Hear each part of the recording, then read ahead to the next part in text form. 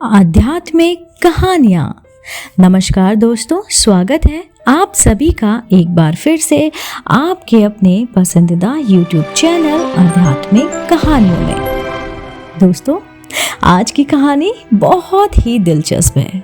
जी हाँ, आज की कहानी का शीर्षक है द्रौपदी स्वयंवर। चलिए शुरू करते हैं। स्वयंवर सभा में अनेक देशों के राजा, महाराजा एवं राजकुमार पधारे हुए थे। एक ओर श्री कृष्ण अपने बड़े भाई बलराम तथा गणमान्य यदुवंशियों के साथ विराजमान थे। वहां वे ब्राह्मणों की पंक्ति में जाकर बैठ गए। कुछ ही देर में राजकुमारी द्रौपदी हाथ में वरमाला लिए अपने भाई घृतधूम के साथ उस सभा में पहुंची। घृतधूम ने सभा को संबोधित करते हुए कहा, हे विभिन्न देशों में और देशों से पधारे राजा महाराजाओं एवं अन्य गणमान्य जनों, इस मंडप में बने स्तंभ के ऊपर बने हुए उस घूमते हुए यंत्र पर ध्यान दीजिए। उस यंत्र में एक मछली अटकी और लटकी पड़ी है तथा यंत्र के साथ घूम रही है। आपको स्तंभ के नीचे रखे हुए तेल पात्र में मछली के प्रतिबिंब को देखते हुए वाण चलाकर मछली की आंख को निशाना बनाना है। मछली की आंख में सफल निशाना लगने वाले से मेरी बहन द्रौपदी का विवाह कराया जाएगा। एक के बाद एक सभी राजा, महाराजा एवं राजकुमारों ने मछली पर निशाना साधने का प्रयास किया, किंतु सफलता हाथ न लगी और वे कांतिहीन होकर अपने स्थान में लौट आए। इस असफल लोगों में जरासंध, शल्य, शिशुपाल तथा दुर्योधन, दुशासन आदि कौरव भी सम्मिलित हुए थे। कौरवों के असफल होने पर दुर्योधन के परम मित्र कर्ण ने मछली को निशाना बनाने के लिए धनुष उठाया, किंतु उन्हें देखकर द्रौपदी बोल उठी, यह सूत पुत्र है, इसलिए मैं इसका वरण नहीं कर सकती। द्रौपदी के वचनों को सुनकर कर्ण ने लज्जित होकर धनुष बाण वहीं रख दिया। इसके पश्चात ब्राह्मणों की पंक्ति से उठकर अर्जुन ने निशाना लगाने के लिए धनुष उठाया ही था। एक ब्राह्मण को राजकुमारी के स्वयंवर के लिए उगत देख वहां उपस्थित जनों को अत्यंत आश्चर्य हुआ, किंतु ब्राह्मणों के क्षत्रियों से अधिक श्रेष्ठ होने के कारण उन्हें कोई रोक न सका। अर्जुन ने तेल पात्र में मछली के प्रतिबिंब को देखते हुए एक ही बाण से मछली की आंख में छेद कर दिया। द्रौपदी ने आगे बढ़कर अर्जुन के गले में वरमाला डाल दी। एक ब्राह्मण के गले में द्रौपदी को वरमाला डालते देख समस्त क्षत्रिय, राजा, महाराजा एवं राजकुमारों ने क्रोधित होकर अर्जुन पर आक्रमण कर दिया। अर्जुन की सहायता के लिए शेष पांडव भी वहां आ गए और पांडवों तथा क्षत्रिय राजाओं में घमासान युद्ध होने लगा। श्री कृष्ण ने अर्जुन को पहले ही पहचान लिया था, इसलिए उन्होंने बीच बचाव करके युद्ध को शांत करा दिया। दुर्योधन ने भी अनुमान लगा लिया कि निशाना लगाने वाले अर्जुन ही रहा होगा और उसका साथ देने वाले शेष पांडव रहे होंगे। वारणावत के लाक्षागृह से पांडवों के बच निकलने पर उन्हें अत्यंत आश्चर्य होने लगा। पांडव द्रौपदी को साथ लेकर वहां पहुंचे, जहां वे अपनी माता कुंती के साथ निवास कर रहे थे। द्वार से ही अर्जुन ने पुकार कर अपनी माता से कहा, माते, आज हम लोग आपके लिए एक अद्भुत भिक्षा लेकर आए हैं। उस पर कुंती ने भीतर से ही कहा, पुत्रों, तुम लोग आपस में ही मिल बांटकर उसका उपभोग कर लो। बाद में ये ज्ञात होने पर कि भिक्षा वधु के रूप में है, कुंती को अत्यंत पछतावा हुआ, किंतु माता के वचनों को सत्य सिद्ध करने के लिए कुंती ने पांचों पांडवों को पति के रूप में स्वीकार कर लिया। पांडवों के द्रौपदी को साथ लेकर अपने निवास पर पहुंचे। कुछ काल पश्चात उनके पीछे पीछे कृष्ण भी वहां आ पहुंचे। कृष्ण ने अपनी बुआ कुंती के चरण स्पर्श कर के आशीर्वाद प्रदान किया। सभी पांडवों के वे गले भी मिले। औपचारिकताएं पूर्ण होने के पश्चात युधिष्ठिर ने कृष्ण से पूछा, हे द्वारकाधीश, आपने हमारे इस अज्ञातवास में हमें पहचान कैसे लिया?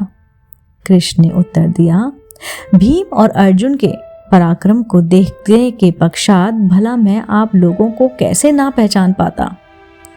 सभी से भेंट मुलाकात करके कृष्ण वहां से अपनी नगरी द्वारका चले गए। फिर पांचों भाइयों ने भिक्षावृत्त से भोजन सामग्री एकत्रित की और उसे लाकर माता कुंती के सामने रख दिया। कुंती ने द्रौपदी से कहा, देवी, इस भिक्षा से पहले देवताओं के अंश निकालो, फिर ब्राह्मणों को भिक्षा दो, तत्पश्चात आश्रितों का अंश अलग करो। इसके बाद जो शेष बचे उसका आधा भाग भीम को और शेष आधा भाग हम सभी को भोजन के लिए परोसो। पतिव्रता द्रौपदी ने कुंती के आदेश का पालन किया। भोजन के पश्चात कुशासन पर मृगचर्म बिछाकर वह सो गए।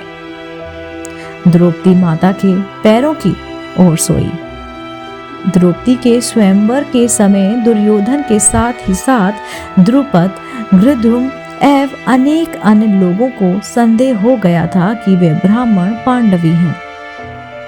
उनकी परीक्षा करने के लिए द्रुपद ने घृतध्रुम को भेजकर उन्हें अपने राजप्रसाद में बुलवाया। राजप्रसाद में द्रुपद एवं धृमधुम ने पहले राजकोष को दिखाया, किंतु पांडवों ने वहां रखे रत्नाभूषणों तथा रत्नमणियों आदि में किसी प्रकार की रुचि नहीं दिखाई। किंतु जब वे शस्त्रागार में गए तो वहां रखे अस्त्र शस्त्रों उन सभी ने बहुत अधिक रुचि प्रदर्शित की और अपनी पसंद के शस्त्रों को अपने पास रख लिया। उनके क्रियाकलाप से द्रुपद को विश्वास हो गया कि ये ब्राह्मण के रूप में कोई तो योद्धा है। द्रुपद ने युधिष्ठिर से पूछा, हे आर्य, आपके पराक्रम को देखकर मुझे विश्वास हो गया है कि आप लोग ब्राह्मण नहीं हैं। कृपा करके आप अपना सही परिचय दीजिए। उनके वचनों को सुनकर युधिष्ठिर ने कहा, राजन, आपका कथन अक्षर सत्य है। हम पांडुपुत्र पांडव हैं। मैं युधिष्ठिर हूँ और मेरे भाई भीमसेन, अर्जुन, नकुल एवं सहदेव हैं। हमारी माता कुंती आपकी पुत्री द्रौपदी के साथ अपने महल में है। युधिष्ठिर की बात सुनकर द्रुपद अत्यंत प्रसन्न हुए और बोले, आज भगवान ने मेरी सुन ली।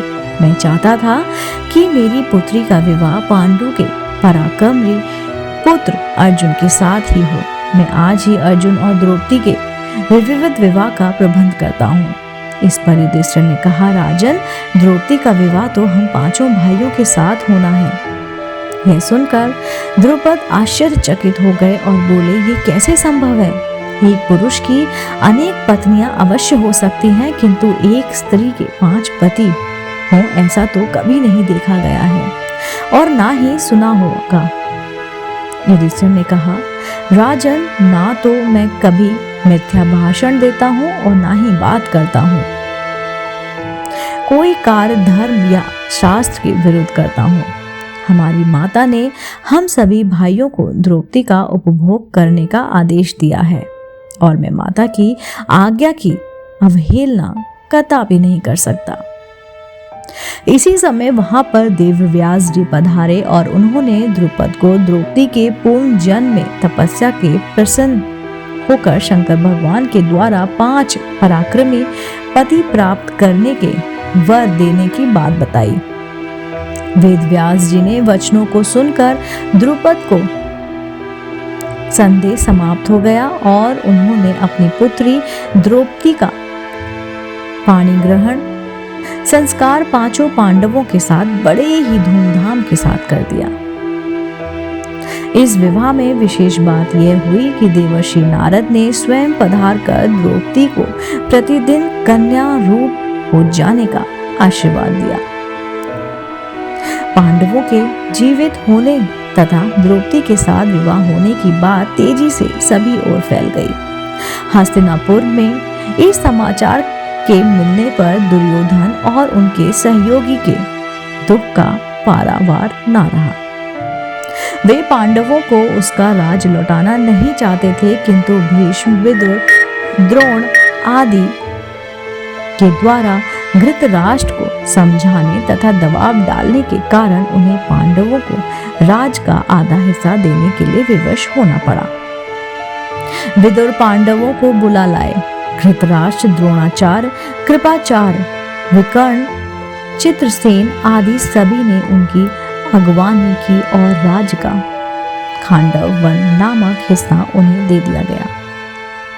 पांडवों ने उन खांडव वन में एक नगरी की स्थापना करके उसका नाम इंद्रप्रस्थ रखा तथा इंद्रप्रस्थ को राजधानी बनाकर राज करने लगे।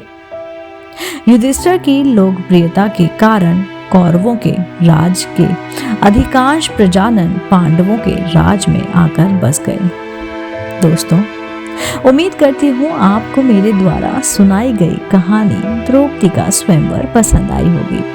अगर आप ऐसी ही रोचक और धार्मिक कहानियां सुनना चाहते हैं और ऐसे ही महाभारत के पात्रों की उल्लेख सुनना चाहते हैं तो मुझे कमेंट करके जरूर बताइएगा।